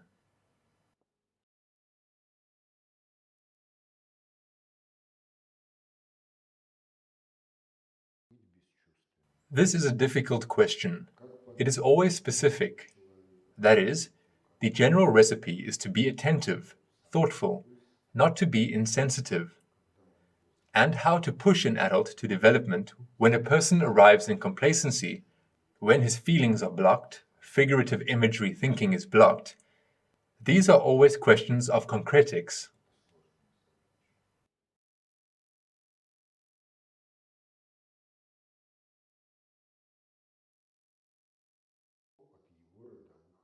I have already said that the main task, if a child is not born into a prosperous family, is to protect him from his ancestral egregors. You can only protect with your love. Real love is not emotions or feelings. It is always expressed in concretics, in the fact that a person prevents catastrophes that may be, and helps another person to clear up the consequences of his past erroneous actions. This is universal in relation to adopted children, in relation to one's own children, and in relation to simply strangers. So the logic goes: two people.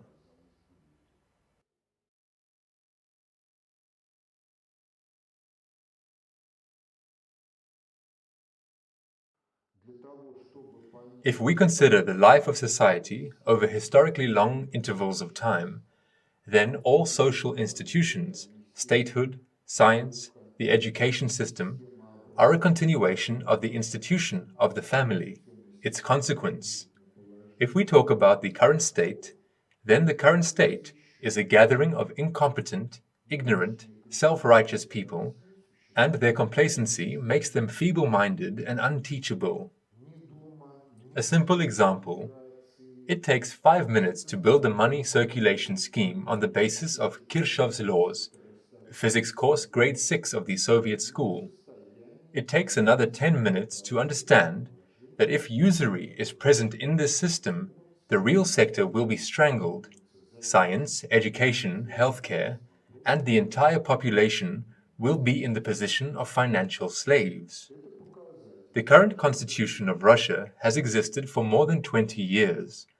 Neither the Duma, nor the Federation Council, nor the central bank, which all this time has been strangling the real sector with a usurious noose, are able to understand this simple situation, which can be figured out in 10 minutes if you ask yourself how the credit financial system works. This is an indicator. There is nowhere to go further. What Lavrov said during a break at a press conference is a description of how our public institutions work. This situation can be changed only by changing society as a whole. The institution of the family is responsible for this.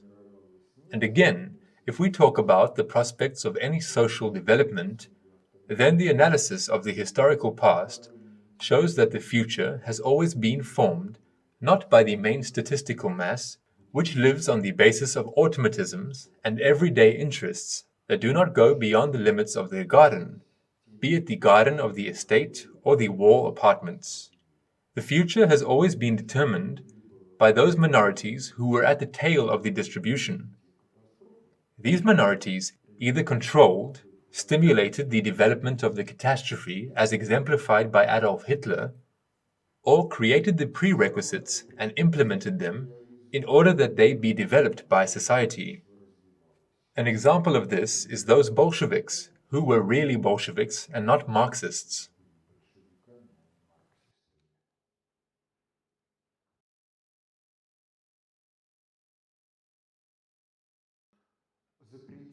Prohibitive measures are definitely necessary, because if they are not taken, then children can be injured or killed.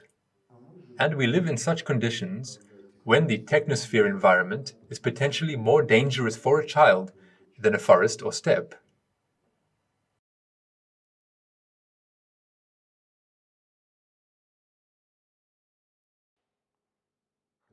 There is one dream for everyone: to be human, and its realization is always specific. And there is one more subtlety: to be a human presupposes a high level of professionalism, although there is no such profession as a good human. If a person is professionally inadequate in the area in which he acts, his professionalism does not grow. If he ended up in this area against his will, due to circumstances, then this is hardly a good person, to put it mildly. Well, we live in a time when the Made in Russia mark should be perceived as a warning about danger emanating from this facility on which this Made in Russia mark stands.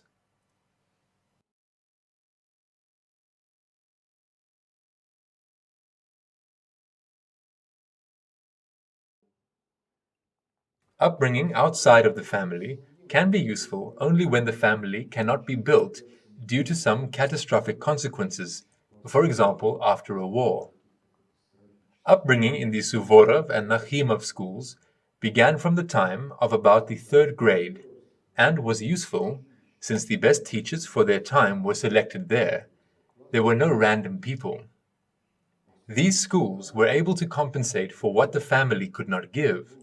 Moreover, these schools sometimes included those soldiers who had reached the highest military rank. The highest military rank is when the soldiers call the commander Dad. Unfortunately, there are not very many such officers and commanders. And in other cases, child care institutions of a non-family character should disappear. State policy should be aimed at ensuring that even orphans are brought up in families. The family, of course, should be full-fledged precisely in the aspect of upbringing practices, the formation of character in children as humans.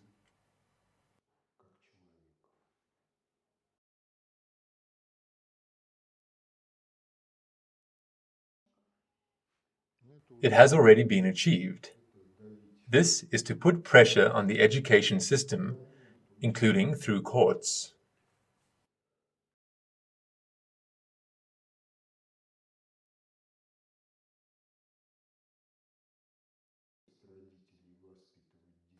The question is not in physical punishment. The question is in for what physical punishment was used. Pedagogical culture, which includes physical punishment and corporal punishment, is an orientation towards the animal type of psyche. Motivation by pleasure and demotivation to certain behavior by pain, fear of pain. Pedagogical culture should be built in such a way as not to generate fears. Yes, there are situations in which giving a spank to a child will benefit them without causing fear. And if the punishments simply express the parents' inability to raise their children, and they become systematic, then this is very bad.